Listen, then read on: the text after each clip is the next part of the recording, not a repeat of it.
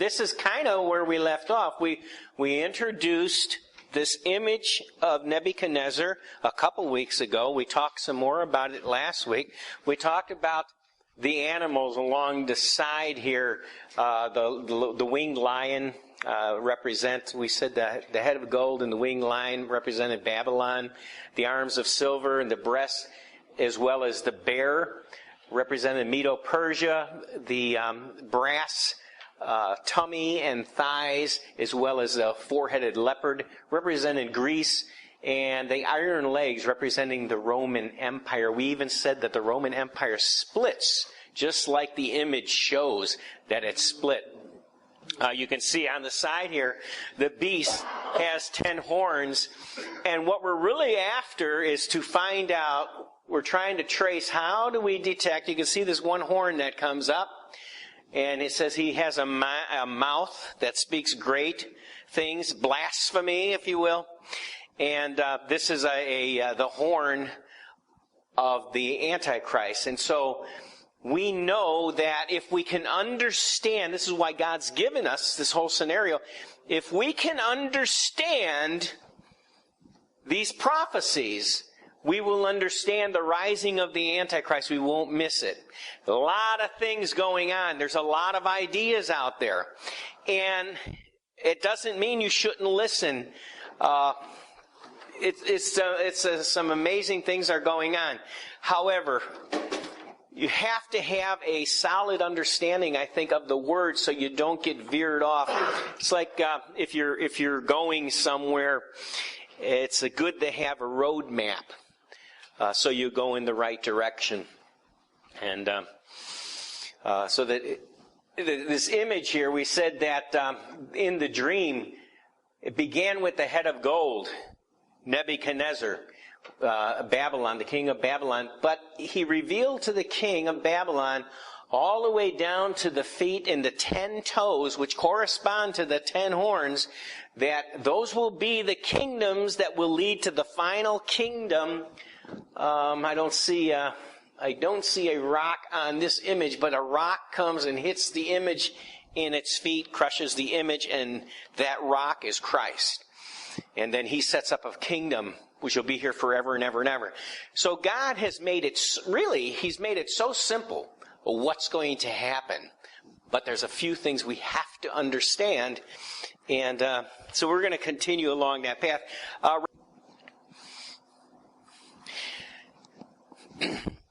And we're just kind of reviewing what we've already covered before we launch into some other stuff here. This is the Babylonian Empire. When Nebuchadnezzar was this head of gold, Daniel was in Babylon. Nebuchadnezzar had his image, and Daniel had the vision of these animals. That was during the Babylonian Empire. Those of you, most people would. Years ago, when I used to teach prophecy, nobody even understood any of this territory. It wasn't really until George Bush Sr. Went in here and they had the shock and awe. If you remember that, it was all over the news. And he had his getting rid of Saddam Hussein. No, that was Saddam Hussein.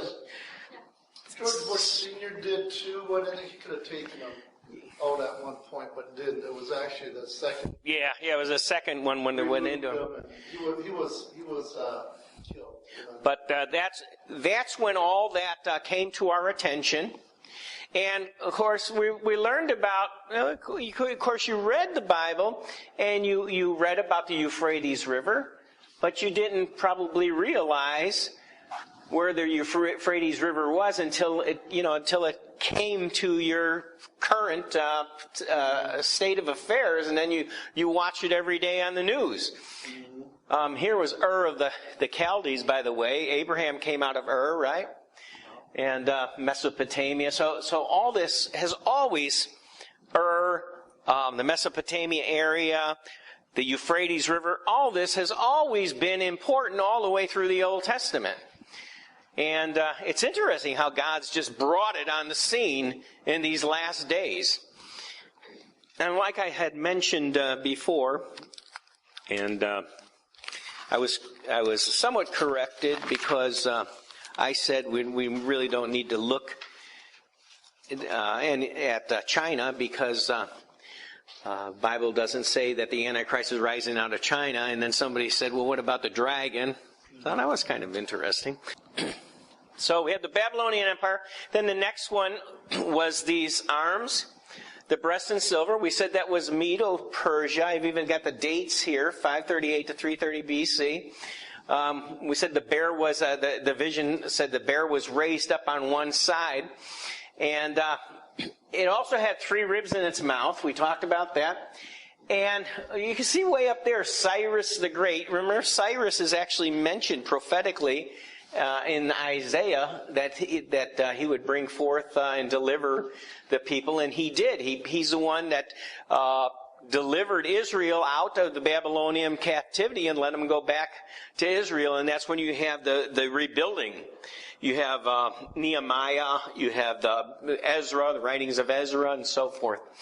But the 3 ribs in his mouth, we said if you look way up here in the corner, one of them was Lydia, one of them was Babylon, and one of them was Egypt. So I went ahead and put those heads on there so you can see how the bear came in, and those were the ribs in his mouth. Remember, the bear was told, arise and eat much, or devour much flesh.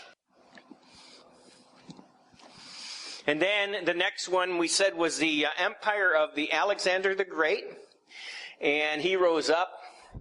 The 4-headed leopard was also a symbol of him. The 4 heads being what would happen to his kingdom after he passed off the scene. His kingdom went to his 4 generals. But in the image, it was this brass. So, and you notice that the kingdoms, we said the kingdoms were going down to a lesser value. It started with gold, then silver, then brass. Then, of course, the next one will be iron. And so each kingdom is of lesser value as far as a kingdom itself goes. But you can see the same area. It's always in the same area. We mentioned the beasts come out of the sea, and it's important to realize the Mediterranean Sea shows up a lot in prophecy. Well, that's because Israel is right up here. So, on the border of the Mediterranean Sea, and Israel is the focus of prophecy. And of course, then we have the legs of iron. Rome actually becomes that nation and their kingdom in 160 BC. The fall of the Roman Empire happens around 476 AD. You can see a beast up here with the 10 horns, and that represents Rome. And this is this whole map speaks of the Roman kingdom. And here again, we have the Mediterranean Sea. Oh, yeah. I was going to ask you once again why the bear was raised up on one side. Okay, because there was a Median Empire, and there was the Persian Empire, and they were 2 different empires. They bonded in covenant relationship with each other to form one alliance against Babylon. And so it was like 2 kingdoms coming together to form one to take over the Babylonian kingdom. And Persia was much larger and much stronger. So when it says the bear was raised up on one side, it's because that was his strong side. And I had mentioned that. It's kind of interesting because on the image it was the arms, and it's very normal when a person has 2 arms. One of their arms is usually stronger than the other. Usually, right? I don't know that that's always true, but okay. We did a couple weeks ago, we did mention the Club of Rome. We mentioned how prophetically we get down to the 10 horns, which correspond to the 10 horns, or the 10 toes, which correspond to 10 horns on the beast in Revelation, and that the desire or the plan of the governing forces in our day. They plan on, or their desire is to actually separate the entire world into 10. They actually have these 10 different regions already identified. And that's been their agenda. And these regions were actually identified in 1968. That's how long they've been planning to do this. Now, they've been planning on doing this even before that, but this is when this information came out. They separated these regions. And, of course, they're looking for, they call it the New World Order. Yeah. Okay? And you've been hearing this phrase, New World Order, a lot. It really is equivalent to whenever you hear them say New World Order, it's kind of like saying Antichrist kingdom. Because they're looking for a kingdom, a worldwide kingdom, where there would not really be one nation that has sovereignty over any other nation. And all nations would be working for the good of the whole. Which doesn't sound like a bad idea, but it wouldn't work. Doing those economic treaties that you always hear about, where we've got a treaty with Mexico and with Canada. Right. They're always doing these treaties because that's what they're trying to do, is to bring us all under one government, one agency, and one law, and one constitution. That's why our constitution, you see it being attacked all the time now. Oh, yeah. Because our Constitution has to go. If this plan is going to be implemented. That's right. And it's just like they want to confiscate your weapons so you cannot defend yourself. In our Constitution, we have the right to bear arms. Primarily, the right to bear arms was not for us to go hunt. It really, literally was put in there so that we could overthrow the government. That's what it was for. And so, now today they want to modify that amendment, saying, well, and take away the guns or the weapons that we would actually need to overthrow the government. A shotgun's not going to do it, right? And that might be able to help you to get some food, but that's not what the amendment was for. The amendment was for protecting us from a government which would try to take away and rule over us and enslave us. And the reason was, if you know anything about the formation of our country, a lot of the people came from Europe, where for over 1,000 years they had been being persecuted by religion and Rome. And so they came to this country for freedom to get away from that persecution. And we'll talk about some of that stuff as we go on. And we also brought up this. I have up here at the top here, what facts does the Bible say will distinguish the Antichrist kingdom? Now this beast that we see here, this is from Revelation chapter 13. This is the beast that's like a leopard and has the mouth of a lion and the feet of the bear.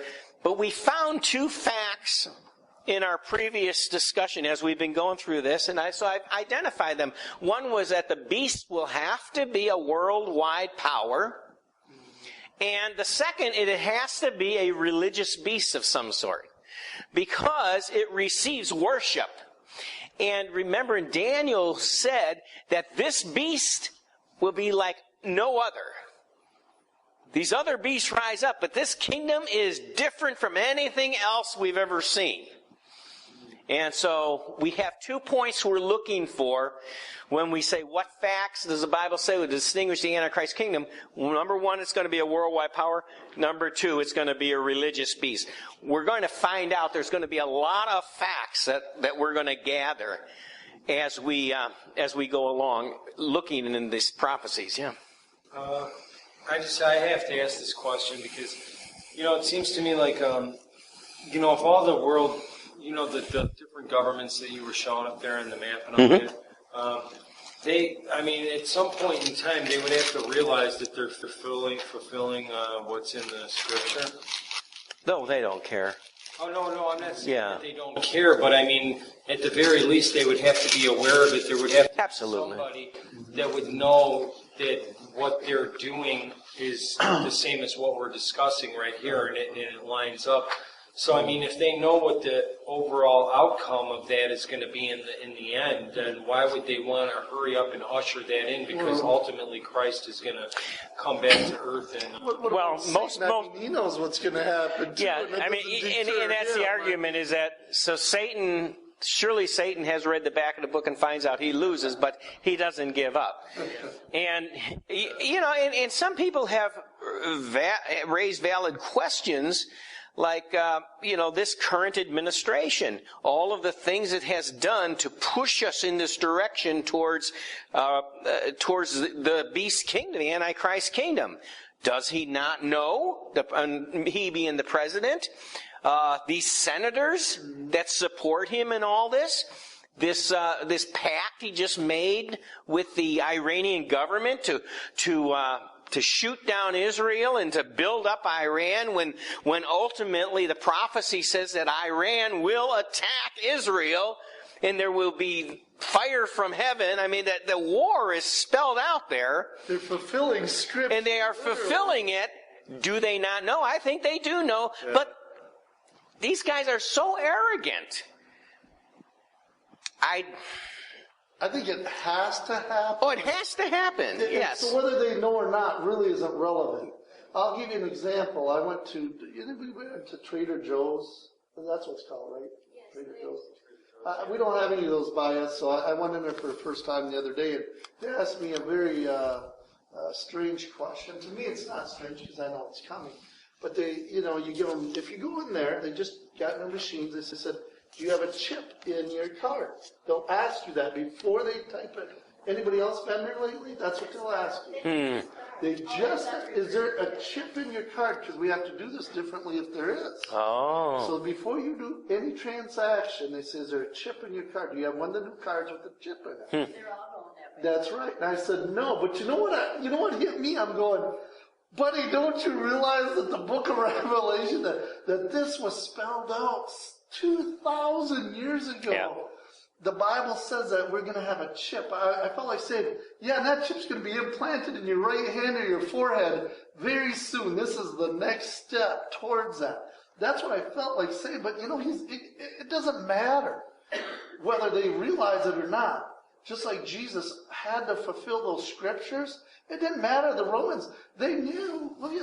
They knew that this king was coming. He tried to kill all the young boys. What was it, 4 years old? The boys, because he knew that a king was coming on the scene. Moses' time, Jesus' time, we're doing the same thing now. Yep. It doesn't matter. It's a fulfillment of Scripture. We need to address this now, because this kingdom that rises up, this Antichrist kingdom, there's a religious aspect to it as well as a worldly empire. And the religious aspect of it goes all the way back to the Tower of Babel. We have mentioned it before, calling it the Babylonian cult. It actually concerns three individuals. If you address it all the way back to the time of the Tower of Babel, there was a guy by the name of Nimrod. His wife was Semiramis, and their son was Tammuz. Now, we're not going to get into depth about it because we're not really focusing on Babylon the Great tonight. But just some points to remember, to keep in mind about the Babylonian legend, because when it comes right down to it, and we actually did speak about how this Babylon the Great Spirit is actually this Lilith, or they call her Jezebel spirit, or, there's so many different references that we brought up, but it's some type of a spirit being behind it. It's not an individual, but that's why it works, and that's why it's been so successful from the Tower of Babel all the way till today, because it's a supernatural being, just like Satan himself. In fact, one thing I did bring up about that is I don't know if there really is two different spirits. It may just be it's Satan's female side. Some might say that this is the wife of Satan, and we actually brought some scripture out that says that that she actually is, that Lilith is actually the wife. So, but let's look at some of these notes just to keep in the top of our mind as we go forward, because this will be crucial to our understanding how this kingdom rises up. So it begins with Nimrod, Semiramis at the Tower of Babel. Nimrod died. Semiramis claimed that she had been found with child, but she didn't have a husband, so therefore it was a supernatural child. And Tammuz was the supernatural child, and she taught that it was Nimrod coming back into the world through her womb. So her child was actually the father, Nimrod, coming back in the son, Tammuz. And Tammuz was associated with the sun god. He dies at the winter solstice, which is December 22nd. He is resurrected, put that in quotes, as the days get longer. It's an annual festival. He's celebrated. This is interesting.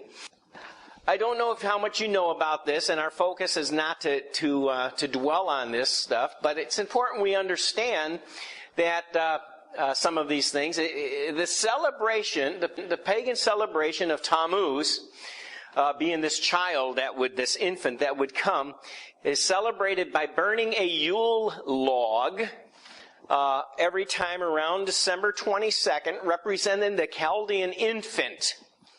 So, during this time, which we would call Christmas time, we have an infant in the manger, which is Jesus.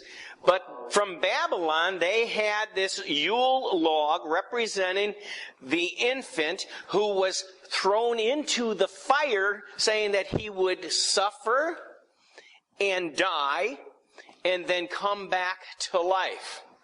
And then he would be replaced by a trimmed tree the very next morning after the burning of this Yule log.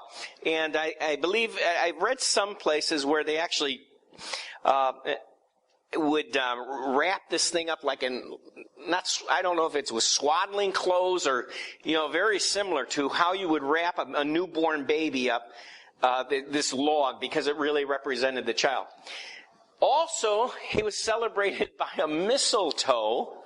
So if you have a mistletoe in your house and you think it's about kissing, it really is about the fertility gods. And you think, well, how did all this stuff come into our lives? Well, when Paul said the mystery of iniquity does already work, these are the things he was referring to. You got to realize this stuff goes back all the way from the Tower of Babel. Here you see there's Nimrod and Semiramis. Remember we saw the actual statue with the moon, the crescent moon on the goddess of heaven on her head? And, the same crescent moon is the same one that represents Islam. So you'll see there Islam's connected to this Babylon the Great as well. We said before, we talked about her as we were looking at the seven churches. The moon goddess was in the ancient Babylon. She is also worshipped in the days after Christ in the early church. One of the things that the church was combating.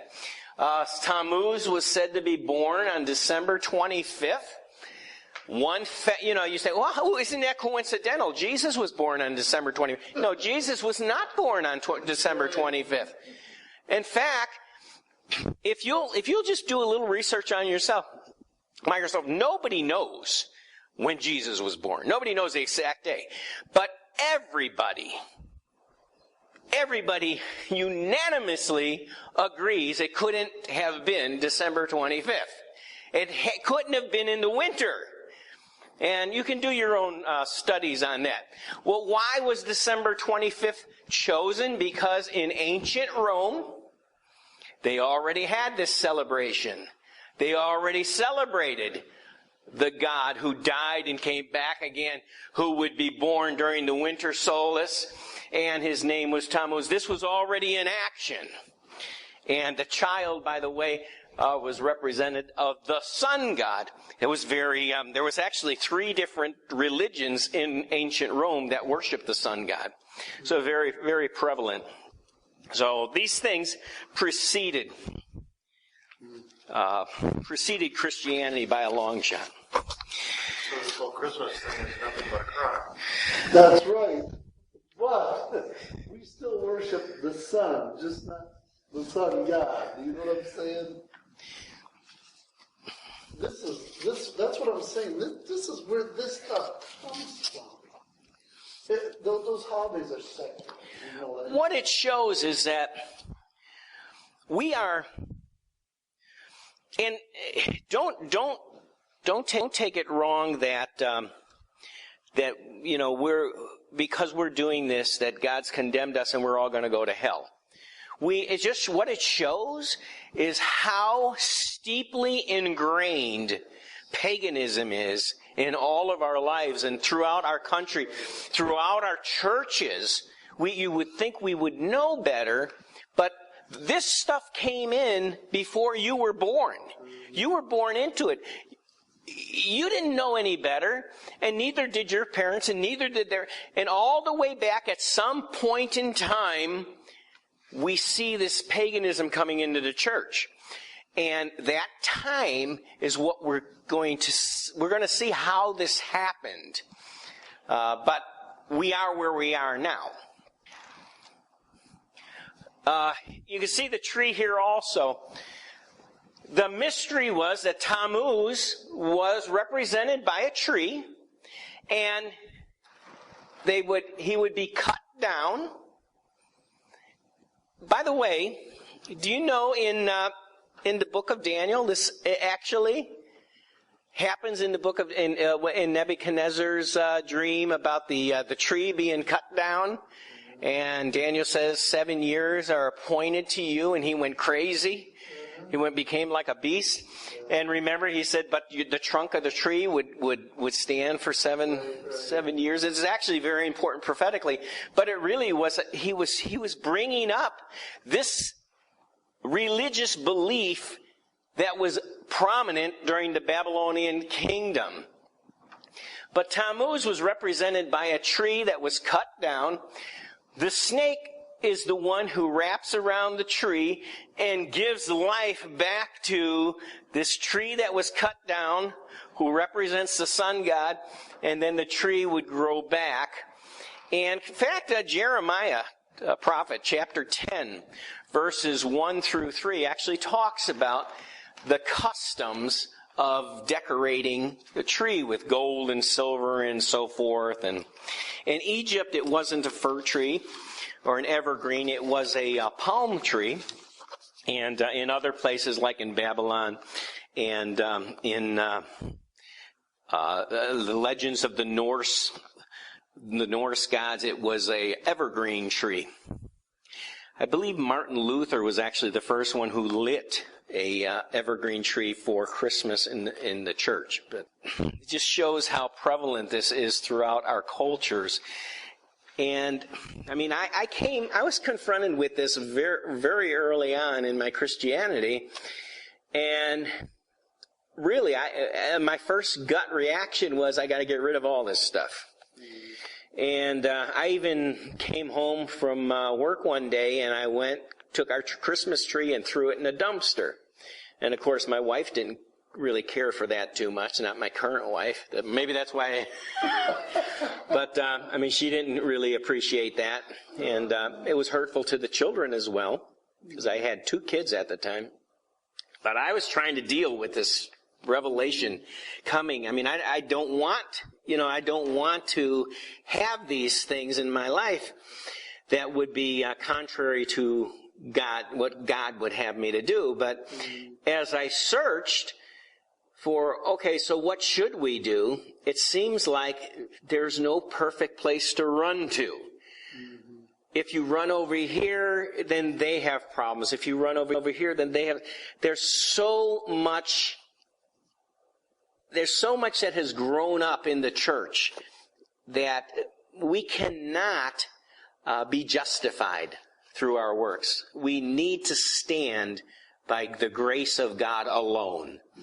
And we are what we are. But I don't know if that sounds like a cop-out, but if you find a solution to the dilemma, let me know, because it's in the back of my mind all the time, but I don't know how to fix it.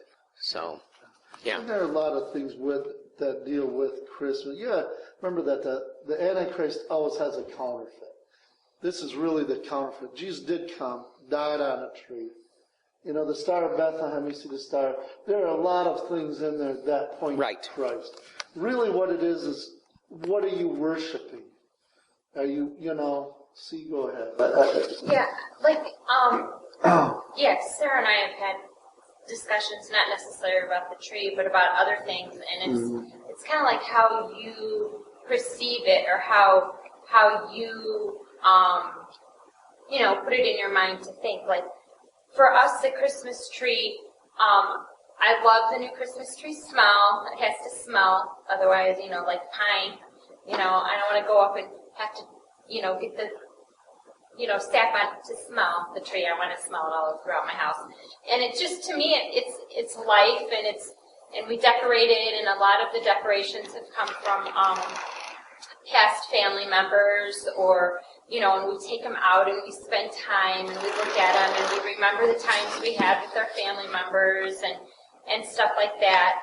I love the Christmas lights. It just reminds me of, it makes me, think of Jesus and how blessed we are and stuff. And then, when Christmas comes, it's wonderful. And then, we try to think of it as a time, obviously, we reflect on Jesus and stuff and what he's done in our lives throughout the year and give to other people, because, he wants us to give to others and everything. But it is really depressing taking the tree down, because you put all the treasures back. But, God, the funny thing is God in the Bible, he did give us 7 feast days, or holidays, if you will. And originally, the church, because the church came out of the root of Israel. We had the Old Testament. We knew that which was taught by God, but that which was prevalent among the pagans in Rome is what we adopted. We're going to see why. A lot of it was because we didn't want to be associated with the Jews, because the Jews were so rotten to the church and was trying to kill off the church. There was this animosity. But Protestants.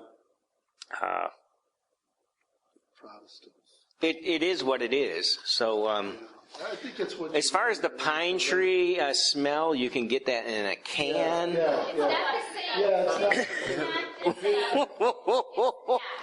candles aren't. We've tried it all. No, I understand. You know what? We did one year. There was a man called St. Nicholas, if you look it up. So a lot of this stuff, there's a lot more behind it. But what we did 1 year too, we took the stockings, because we all had our stockings. We took a stocking and we all wrote down what we were thankful for. Like that month of December, every day, for the 25 days, we put it in there. And then Christmas Eve, that's what we did. Took out that stocking, we opened it up, and we took out all those little notes from our family members of everything that we were thankful for. And man, I'll tell you that, I'll never forget that. We try to do things like that every year to really, we said, with anything you can use it for good or evil. Anything in this world you can use for good or evil. If you haven't realized it yet, we are more broke than we've ever even thought. And when we look at some of this stuff, we look in the mirror, and like I said, I don't know how to reach perfection while we're in this earth. If I figure it out, I'll let you know. But so far, it's been hiding from me. Yes. I remember the final straw, I think, with Catholicism was going to church because, promising mom's going to go there, whatever, and they had Christmas trees up there. What does a Christmas, it's like, in the house and stuff, we've become accustomed to having this in this piece of, this tree in our house. But what does it have to do with God on the altar? Let me show you. Here's more of the Babylonian legend. The mother goddess was also represented as a tree, and her infant child would be thrown into the fire. Here's her infant child. Represented as a Yule log, the fire would represent his suffering and death. The next day, the fir tree would grow again, symbolizing his death and resurrection. And the mistletoe was referred to by the pagans as the golden bow. And you may have heard of that. There was a whole series of books called the Golden Bow. And what it was how this idea of this golden bowl has infiltrated every nation. It's at the foundation of every nation's religions throughout the entire world. There's no way to uproot it. That's funny, uproot it. It's in Hinduism, it's in the Babylonian, it was in the Greek, it's in the Scandinavian religions, You think you would be safe, maybe Thor and Odin would have straightened it out, but no. All this was there. In fact, the mistletoe was very prominent among the Scandinavian or the legends of the North. So it just keeps appearing. I can't apologize for the church here, but I don't know what the solution is. But that's all we need to say about it. Okay, so the next thing that happened is, so remember, all this came from Babylon. You had the Tower of Babel, and that was the origin of it. Nimrod, Semiramis, Tammuz. And Daniel was actually brought to the Babylonian captivity. Nebuchadnezzar, that's where we got these cool prophecies and the beast and all that. But remember we mentioned Cyrus the Persian, when Cyrus conquered Babylon, the Babylonian priesthood and their initiates fled to Pergamus to set up shop. Because Cyrus was against the Babylonian mysteries and the Babylonian priesthood. And so he chased them out of the empire, and they went to Pergamus, which we remember. I think we drove this into us about that throne from Pergamus where Satan's seat is. Well, how did that become associated with Satan and the Babylonian mysteries? This is how.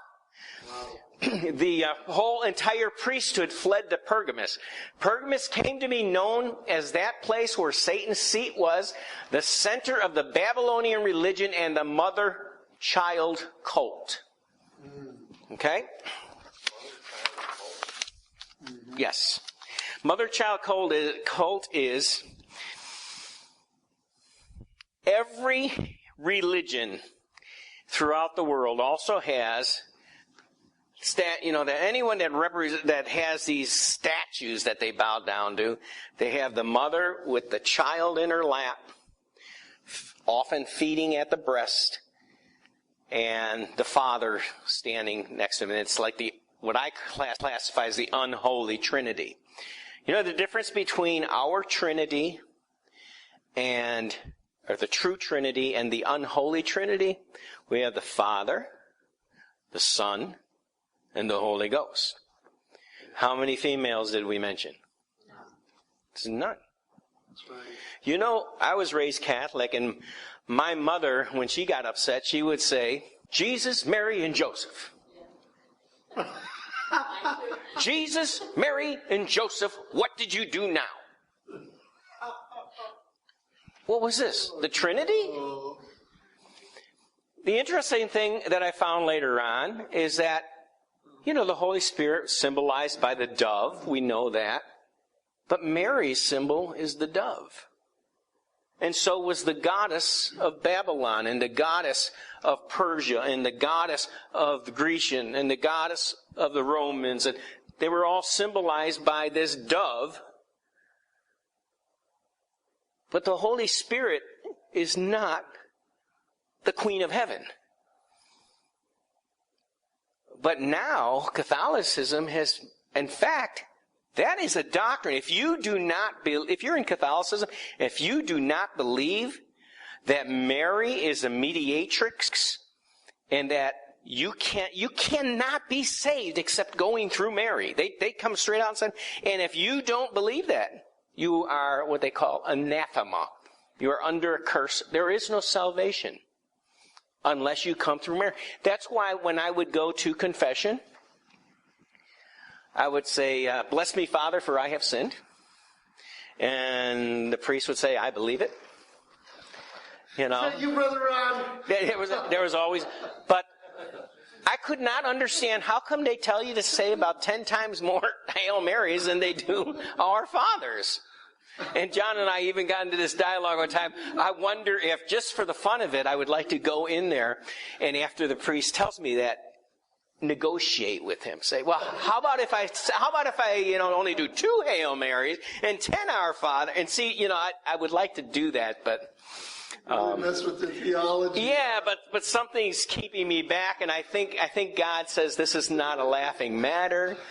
When you go to confessional someday, you're gonna just have to do that someday. Go in there with your mic on and tape it. Oh, wouldn't that be cool? Anyway, again, that would be awesome. We can't. Some things we can, laugh about and have a good time, but the terrible reality is this is so steep in everything that we do, and it really messes up. It messes up our children. It messes. I don't know why. Why can't we have Christmas with a nativity? Why do we have to have Krampus riding around in his sleigh? Just one quick question. You said the name 5 times. I'm sorry I didn't sink in, but the reincarnation of Nimrod, the child, Tammuz. Now, as Christians, do we believe that happened the same way that Jesus was resurrected, or no? No. That's their claim. Yeah, that Jesus is not an reincarnation. He is an incarnation. Jesus did not die before he was born. He lived and came into Mary's womb. So you could see that the whole Babylonian mystery teaching is like a twist, or like Pastor said, it's a counterfeit. But it's been there since the Tower of Babel, infiltrating. And the reason is, what it shows is that the whole world knew. At one time, God warned the world what he was going to do, that the Messiah was coming. And I kind of showed this, remember when we had the stars and I put up Draco and said the Hercules was crushing the head of the serpent? That was the first promise given to Eve, that her seed, not even the seed of man, but her seed, the seed of a virgin, was going to crush the head of the serpent. We don't even know, because we don't have any records, we don't know what happened from the time of Noah all the way back to the time of Adam, except of what we have recorded in the Scripture. God has not revealed to us. Now, there have been some extra biblical writings and has given us some insight, but it's not Scripture. We don't know how accurate it is or whatever. But what we can gain from the teaching in the Bible was that there was the prophet Enoch. And Enoch was caught up to heaven.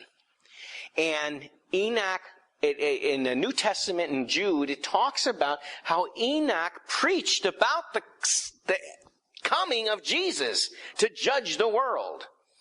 So they knew.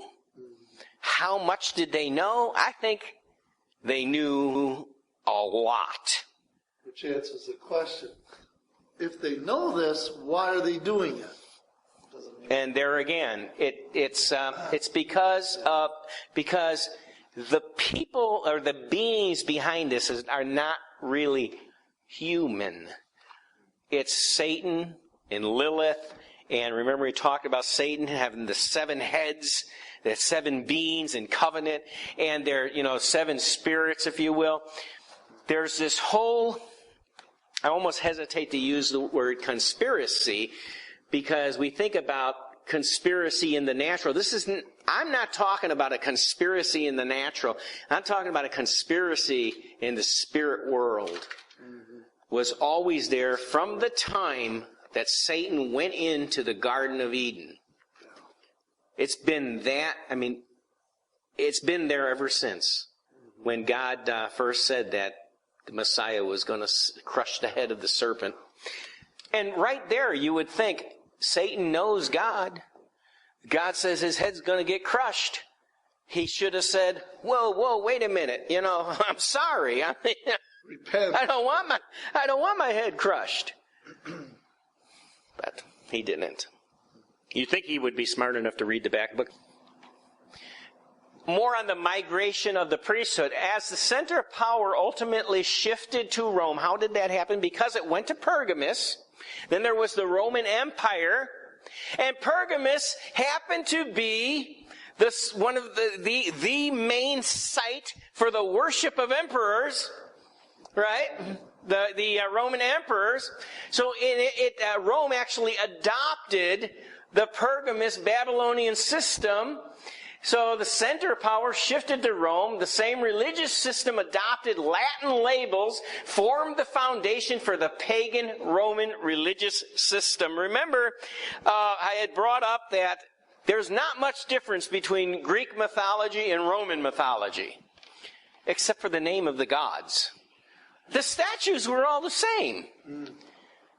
They just changed the names. Well, actually, there's not much difference between the Greek mythology and the Babylonian mythology. There's not much difference between the stories of ancient Egypt mythology and Babylonian mythology. Do you see something interesting about this guy in the middle? Okay, this is the priest, or the high priest of Dagon. Have you heard of Dagon, the god Dagon? You see that in the time that remember when the ark was captured by the Philistines, and the Philistine brought it into the temple of Dagon, and they put it in front of this huge statue of Dagon, and put the ark in there. And when they came in the morning, Dagon had fallen over and broke in the presence of the ark. And so the Philistine, and the curse was coming upon the Philistines, and they had to get rid of the ark and give it back. Well, Dagon was the fish god. Do you see already a parallel as they used to associate? Later on in Christianity, they started to associate themselves with the fish. The fish. You can't eat on Friday. Well, of course, it almost like Jesus helped the situation. He said, I shall make you fishers of men, right? But the worship, this guy had the outfit, he actually had this fish. But the important thing is that the hat was a fish's mouth. And the Queen of Heaven, which we've already looked at, remember, she always had the lion with her on the side. We had one where she had a chariot pulled by she was the Queen of Heaven. And you could tell with the cup in her hand, she's just Babylon the Great in the book of Revelation. She also has that same kind of hat. And what do we have here? In fact, the only difference really between this and this is they changed the fish's body and they gave him some colorful clothes. But the hat, still of the priesthood, of the high priest and such, is still carried over from the Babylonian system. Dagon was simply the same as Nimrod. And so I mentioned the Dagon, the fish god. So here I have these pictures that says something very fishy in Western religion, right? So that's kind of a pun or whatever. But as I'm going through this, I'm like, something smells fishy here. So, not everybody have a hat like this, you know. I mean, it's catching on, right? Let everybody get a hat. So this is how I don't even understand it, because I thought only the Pope wore that hat, but I guess the cardinals do, and I don't know. I don't know. But you can see where it came from. That's the most important thing. You would think that when they knew where it came from, that they would get rid of it. However, do you think that they don't know? They did it on purpose. In fact, what we see is, when we mentioned Constantine, and when Constantine came in, and you can see Christianity becoming the world religion, soon, or the empire, the religion of the Roman Empire, soon it will be mandatory to be a Christian. And then that means Constantine didn't care if you were regenerated or saved. You just better go to church. Because he also came up with the Sunday law, where everybody had to go worship on Sunday. We have a picture of Constantine. And in 325 AD, which is right around after he comes into power, he has what's called the Edict of Toleration, established freedom of religion. See, there was no freedom of religion in Rome. Remember all the persecution that went before? So you can imagine, if you were Christian in that time, this was good news. I mean, he came out and said nobody is going to be persecuting the Christians anymore for not worshiping the Roman gods. In fact, he favored the Christians in the court. He exempted Christian ministers from taxes. And he issued a general exhortation for all subjects to become Christian. Now, it wasn't mandatory, but he said, he was showing that he favored taxes. He favored that everybody become a Christian. Now, he didn't favor that everybody read the scriptures. In fact, I don't know how much you're aware of it, but it used to be that the Catholic Church really frowned upon you reading the Bible. In fact, if you tried to read the Bible with understanding, you were actually cursing yourself. My mother said to me one time, I was reading the Bible, I was studying the Bible. After I got out of the service, I was going through it, reading the Bible, highlighting with all these different colors. And my father said, "What are you doing, crossing out things you don't agree with?" No, well, that's what it looked like to him, I guess. But I was highlighting things, right? And the reason I use different colors is then when you come back, you said, you can remember, this was in blue. It's easier to find, this was in green. But my mother said, you should not be reading the Bible without a priest to help you understand what you're reading. Yeah. And she actually said, I've seen this happen before. People will start reading that Bible and get all confused and leave the church. It's like... But that's what happens in your mind when you think there's only one truth. But by her own words, it was not something you did, get a copy of the book and read it and then say, oh, look I can understand this. And obviously you come out of that religion. Here we already talked about when the thing Constantine did. Here was Rome. He came to a new place called Constantinople. This was built on 7 hills. This was built on 7 hills. He basically had a new Rome. And he did not realize what he was doing, but he was fulfilling Scripture. Because, remember, the image of Daniel had 2 legs. And the Roman Empire actually splits into two. We don't blame Constantine for everything. There's some good things and some bad things. Constantine actually put a cessation to the gladiator fights, which is probably a good thing because people were getting killed, especially Christians, right? Eaten by beasts. We saw some of that. He reduced killing of unwanted children. So evidently, the Roman Empire at that time had a high abortion rate, self-abortion. And it actually says unwanted children. He repealed the persecution edicts of Diocletian, which simply meant all of the great persecution against the church. He repealed all those laws. And he abolished crucifixion as a form of execution. He didn't abolish execution, just crucifixion. So, there was another way to execute you. But these are considered some favorable things. But then you got this list of things here that are not so good because, number one, he assumed the headship of the church. Well, where did he come up with this idea that he should be head of the church? Well, the thing about it is, in the Babylonian system, high priest over the Babylonian priests, they had a title, Pontifex Maximus, which meant that he was the head of all religion. So the Roman emperor believed himself to be the head of all religions anyway. And that's why he could boldly say, worship me as a god, because he placed himself above Christianity.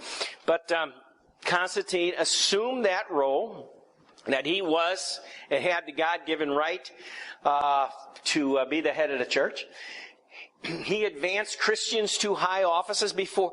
What that means is, before that, Christians could not have any place in politics. They couldn't have any place in any say of anything over the kingdom.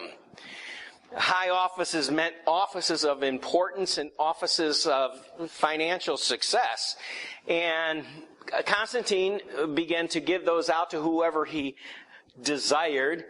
And then he declared Sunday to be a day of worship throughout the empire, and he forbid work on Sunday. That doesn't sound bad because we're so used to Sunday, right?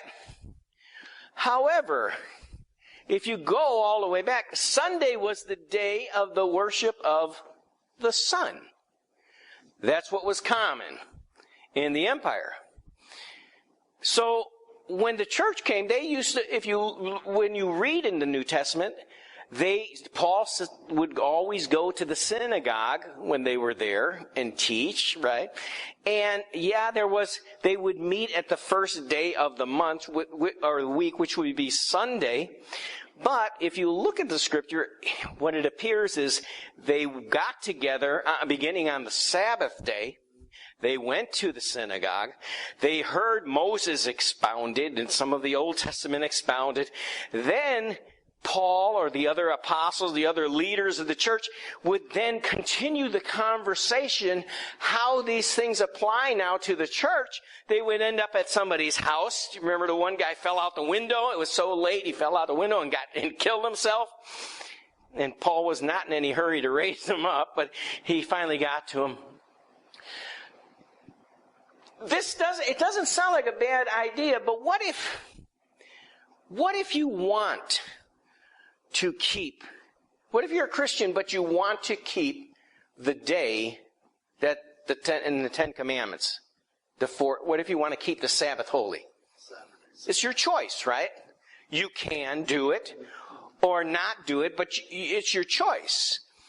But he made it absolutely mandatory that they worship on Sunday. This is where there was a bunch of persecution against any of those Sabbath keepers. And you can see all the way through history where anytime there was Christian groups who took the Bible literal, they run into a problem with Rome because of this very reason.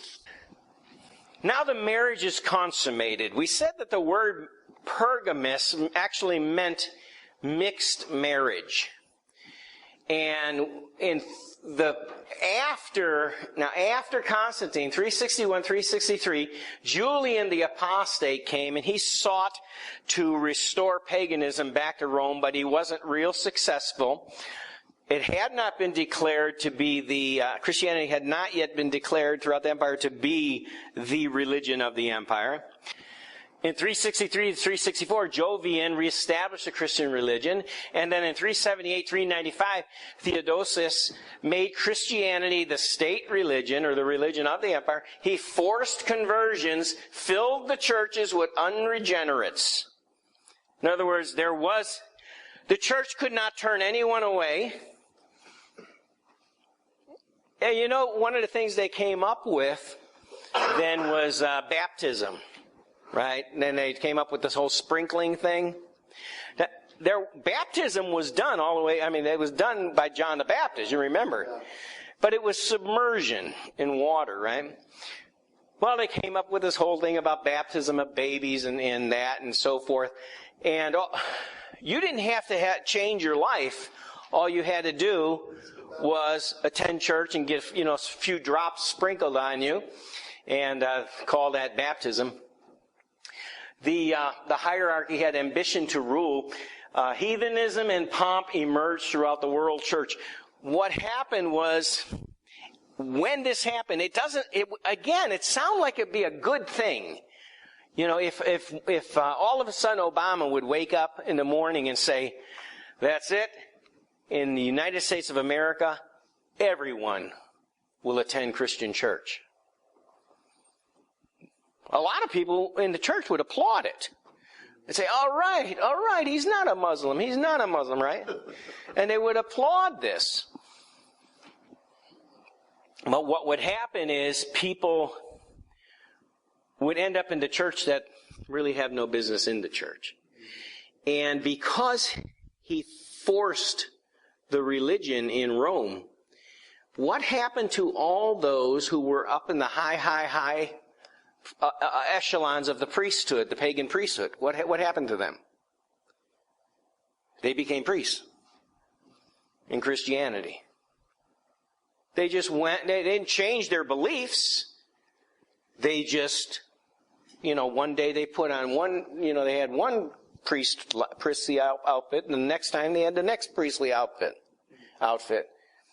Even the statues that they worshipped, they just changed the name.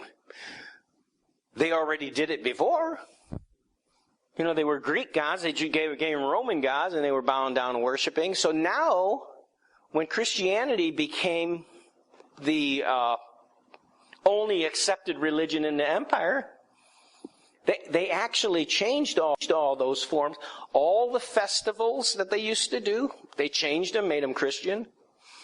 They called them by saint this and saint that, and they even took some of the temples, in fact, all the temples that were there throughout the empire, because there was no use for those pagan temples, but they weren't going to tear them down. So they were given to the priests to form churches. And they were it was very, the pagan priesthood was always a very economically good thing to be involved in. It paid very well.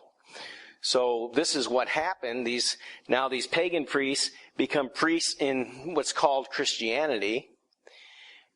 They're given, and it's not like you got to buy and build your church. They're given these pagan temples. In fact, some of them were probably already associated there. Like I said, they went to sleep one day as the pagan priest and woke up as the Christian priest. They didn't have to go to seminary. Yeah. Just one quick question. I don't know the history that well, obviously, but I'm going to ask you, how did Constantine? I should know this, but I'm not smarter than a fifth grader anymore. Mm-hmm. How did Constantine? How was he able to develop so much power so quickly to be able to just turn everything around so instantly like that? When you're the emperor, He said when. Did they win He that put by out a decree, victory, it was though? done. I know they didn't elect him into office. I do. I have read that Constantine's father actually was a Christian, and this is why he was so open to Christianity, because his father. Whether Constantine actually was a Christian or not. Right. From what I've read, he wasn't. He was but not. He did believe in the statutes of Christianity. And a lot. You know what? A lot of people are like that. They. Yeah. You know, I was talking to my uncle one time, and he said that most people that are in, and he was Catholic, he said, well, most people that are in the church, he said, they don't really believe what's written in the Bible. Everybody pretty much knows it's fables. This is what he said to me. But he said, philosophically, there's nothing better to live by, the principles of the church. And so that's why people should want to be a part of the church and raise their families according to the church. Because if you remove that influence, that element, what do you have for nurturing your children? And of course, but he could not fathom that anyone of sound mind would actually believe the scriptures, because it's just fables, it's myth. And maybe he was like that. We know that Constantine continued to worship the pagan gods as well in his life, but he was very favorable to the church. How he was able to do all this, you know, it's like, where did he get the idea to move from Rome to Constantinople? I mean, he was being moved by God or something to do that, to fulfill the prophecy. You know, the emperor and the king is in the hand of God to mold and shape. He can make things happen by however he does it. And so the Rome actually became divided in two distinct empires just because of what he did. So I don't know how he got so much power, but I can't imagine after almost 300 years of persecution, the church, and there were so many Christians now throughout the Roman Empire, that the church just welcomed him with open arms because he was so favorable. Mm-hmm. I have a theory behind that, though. I have a theory that says that he had a lot of supporters behind him that were going to make an awful lot of money. A lot of it was political. Just like political and finance. Those positions, that don't let anybody kid you. The priesthood was one of the most lucrative professions you could be in. If you look at the Babylonian priesthood throughout all of the nations, such as in Egypt, for instance, being one of the major places, usually the people that got those positions as priests in those areas over the religion, they were generals in military. And the Pharaoh had just given them, because he was rewarding them, those positions. Anytime people brought gifts, whether they be money or food or whatever gifts they brought to the gods,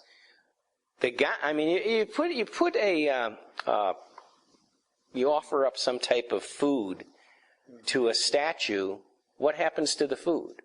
Does the statue eat it? But it disappears. It'd be very similar to us paying taxes. You know, you go to buy something, there's your tax. They literally tithe like that. And so when they did, the treasury obviously became very wealthy.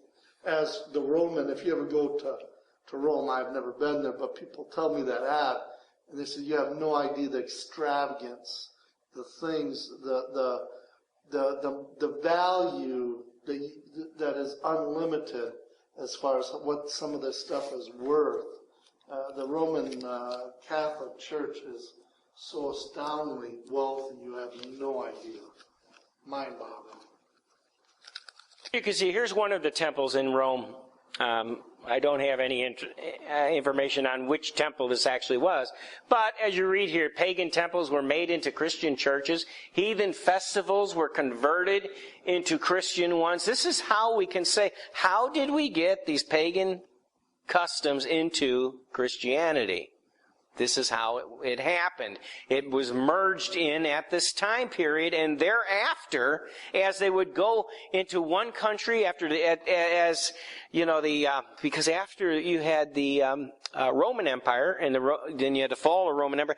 Well, then the next thing that rose up was the Holy Roman Empire. Remember, then you had the Crusades and all that. Well, as they went into lands, they overcame whatever the religions there were, and one of the way they got people to come into the church and adopt Christianity, they would say, well, we don't really need to stop them from doing their customs.